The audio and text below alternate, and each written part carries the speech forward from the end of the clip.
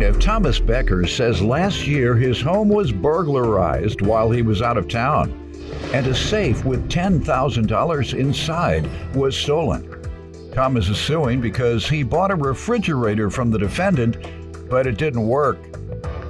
Defendant Ryan Perry says last December he tested positive for COVID, and that same day he was shot by his girlfriend's ex and was in a coma for 2 days. Ryan is countersuing Thomas for emotional distress. Start with you. As Murphy's Law would have it, in 2020, if anything could go wrong, it will go wrong. And started out in May. Our house got robbed. We hired a guy to work with us. And as you get to know people, they kind of ask you questions about yourself. What are you doing this weekend? What kind of plans you got? And the gentleman said, "You and strangers discuss that?" Yeah. Okay. Go ahead. And he asked us, what are you guys doing this weekend? And we told him I'll be sitting right here in the window all day and night, just to look outside and enjoy myself. That's my hobby for the weekend. And that's what I told him. But go ahead, what you tell him you gonna do? So he knew we was leaving town, and we come home on that Sunday to find our house burglarized. Our house was destroyed. Our bedroom was turned upside down. What was taken? We had a safe with about $10,000 in it. How about personal stuff, though? They took my wife's smartwatch and her laptop. Mm-hmm.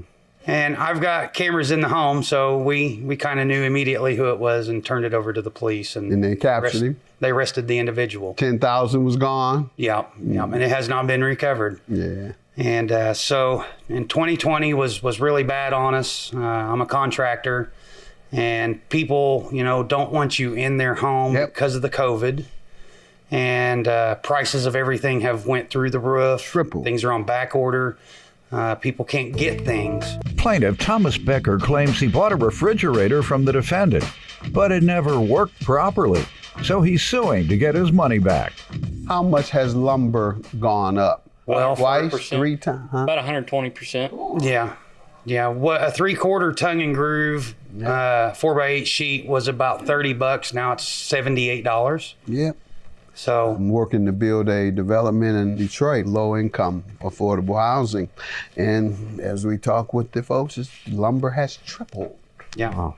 Tripled in Detroit. And likewise, the other places. So, wow. So, has been taking a hit, and plus not getting to work. And that's what I'm trying to understand. If people weren't allowing you in their homes, how did the price go up? Is it the pin-up demand? You got any explanations for these viewers? Because everybody wants to know. Basically, I think it's everything. Everybody's buying so much up that they're running it out of supply. But what are they buying it for? It's pin-up demand for things you didn't want fixed while the COVID was going on? Yeah, basically they're panic mode. They're trying to buy up everything and do everything they can just in case this happens again. That's what I think. Okay. Is that your assessment too? Yeah, I'll agree with that. Yeah. COVID scared everybody. I mean, it made a big change the way life goes. People were hoarding toilet paper. So imagine, they were hoarding lumber too. Got it. I get it. I contracted COVID December 4th, and the same day I got gunshot. I got shot by a .357 right here in the stomach. How did that happen? Altercation became with my ex-girlfriend's ex. I went to go to his house where she was at to tell her that I had tested positive for COVID after work, and he was there seeing the kid, or she was there seeing the kids. And I roll up and he answered the door and put his hands on me. And after altercation, I defended myself, and he went in the house and got a .357 and come back out and shot me. Point blank. It's still in my spine. Wow. Plus I had COVID. Yeah, wow. I woke up after 2.5 days being in a coma, and it changes the way you live life. I mean, that's a miracle. Sure was. Now, what way has it changed you? It makes you me value something more than you did? Life. I appreciate life every day. I mean, any day you wake up is a blessing, you know what I mean? Mm-hmm. Because I didn't think I was going to survive.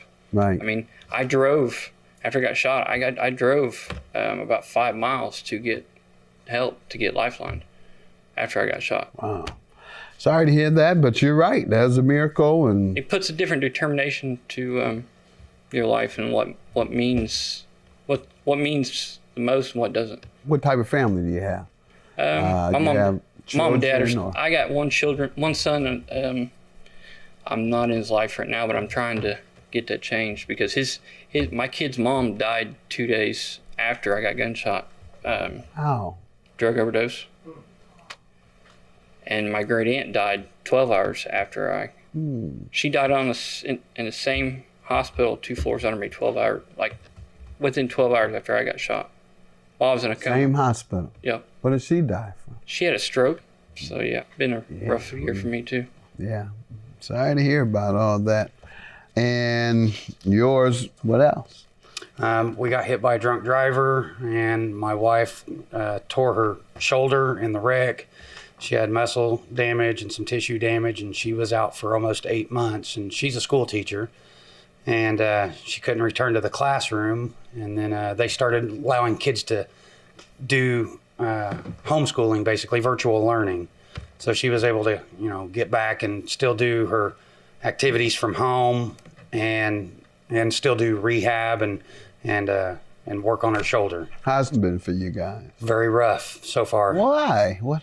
I'm sorry, I don't mean to get exhausted by the things that have happened, but what now? Well, with the robbery and just the struggle from recouping from that, and then, No additional trauma, though. No additional crisis. no new crisis. no additional crisis. All right. Except for the refrigerator that we bought. Okay, that's what we're here today for. No additional crisis for you in 2021? No, not All really. right. So we're going to look forward to a better decade. Yeah. There you go. Starting I'm this- still here. I'm still breathing. That's right. Right. That's right. Plaintiff Thomas Becker claims he bought a refrigerator from the defendant, but it never worked properly, so he's suing to get his money back. Tell me how we get here today regarding the refrigerator. Well, me and my wife and the kids, we went to a state park, and we come home. It was June the 8th, and we went to get in the refrigerator, and the refrigerator was hot, like it was above normal temperature. And a week prior to that, we had just bought half of a beef, and we Half had of a what? a beef, half of a cow. Got it. Mhm. And we had most of it in our deep freeze, and what wouldn't fit in there, we had in our regular freezer in our refrigerator. So it was late in the afternoon, and we were in scatter mode trying to find a refrigerator. And my friend stops by, and he says, "Hey, I know a guy that may have one. Let me reach out to him." And Mr. Perry sent me a picture of a refrigerator, and I messaged back and I said, what's the damage on the refrigerator? And he didn't reply right away, so I called him, and he's like, "Well, it's got some scratches and stuff." And I was like, "Well, what's the damage as far as how much do you want for it?" Right. He said, "I want $600 for it." So he said he wouldn't be home, but the mutual friend that we share agreed to go with me to Mr. Perry's because I didn't even know where he lived. He took me, we looked at the refrigerator. You could go to Lowe's right now and buy it off the shelf. I mean, it was a brand new refrigerator. So we thought, this is a good deal. And we loaded it up, we brought it home, we plugged it in. I gave my friend the money since he had to go back to Mr. Perry's house to pick up his car. I just said, "Here, you just take the money with you and it'll save me a trip." And he said, "Okay." So about 3 days go by.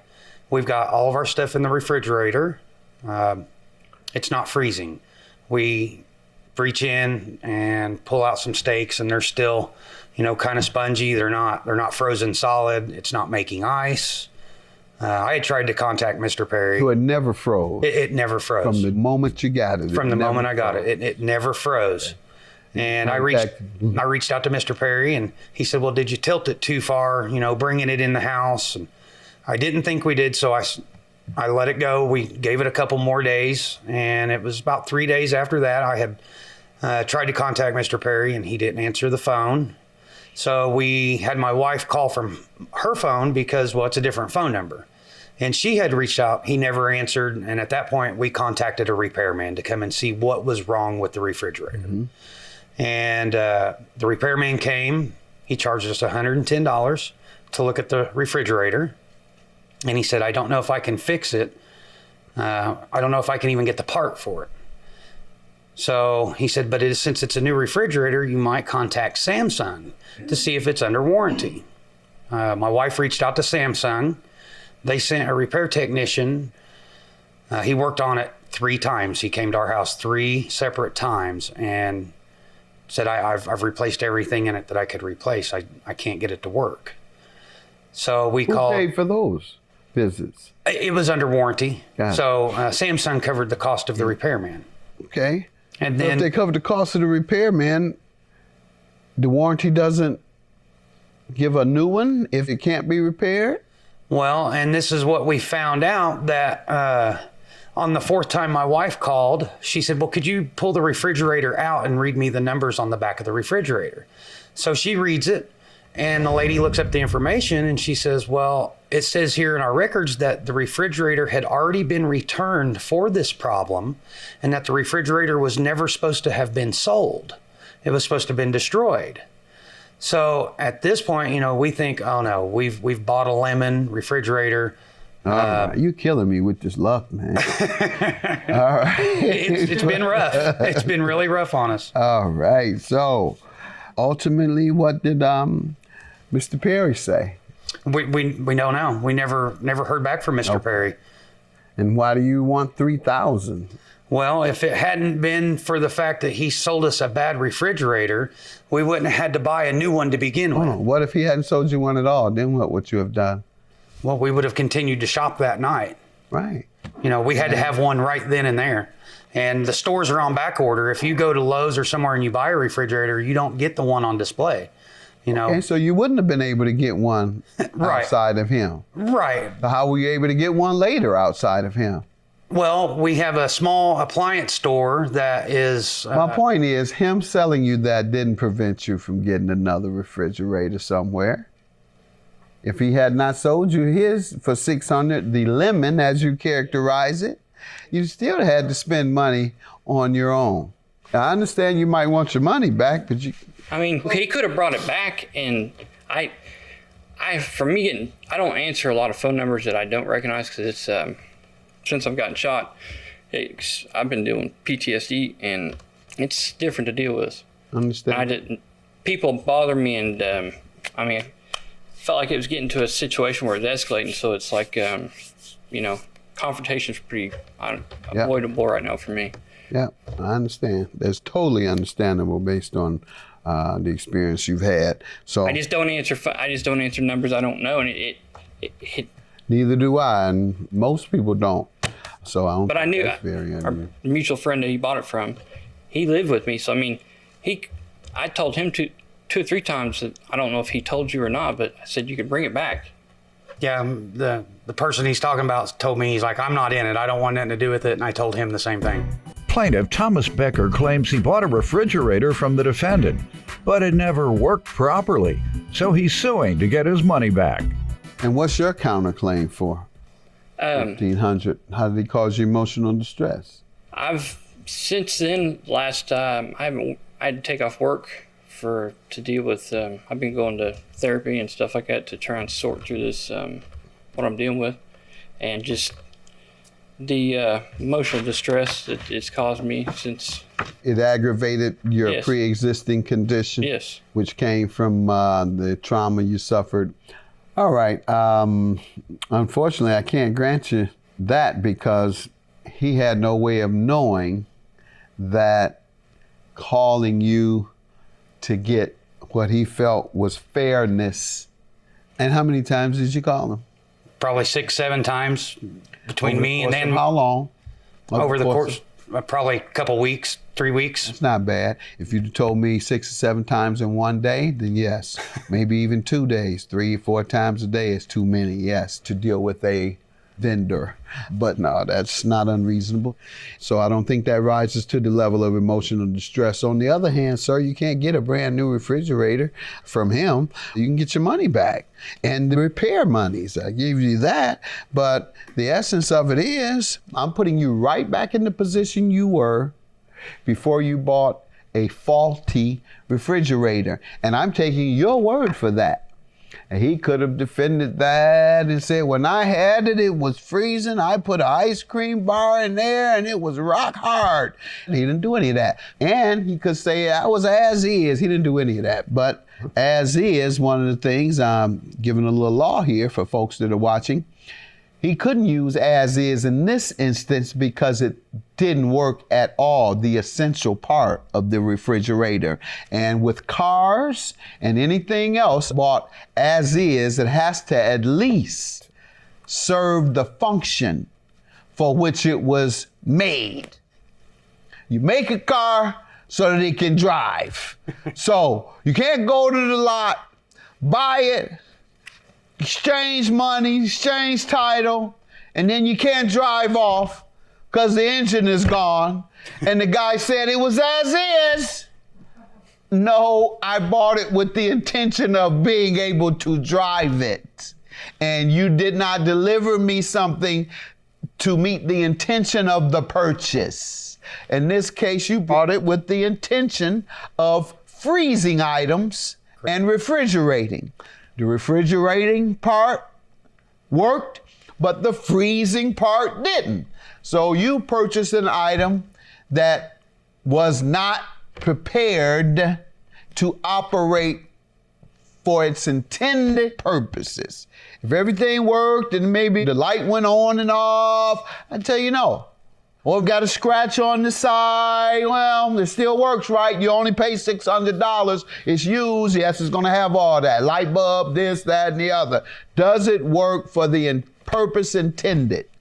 Does it freeze your food on day one? All right, so that's why I'm going to give you all your money back, $710, and I'm going to dismiss your claim for emotional distress. It doesn't rise to that. Good luck to you guys. You really need some good luck. Good health to you. Continued health, sir. Have a good day. No, just check your products a little better before you sell them. Sorry for the loss of sorry, man. That's all right.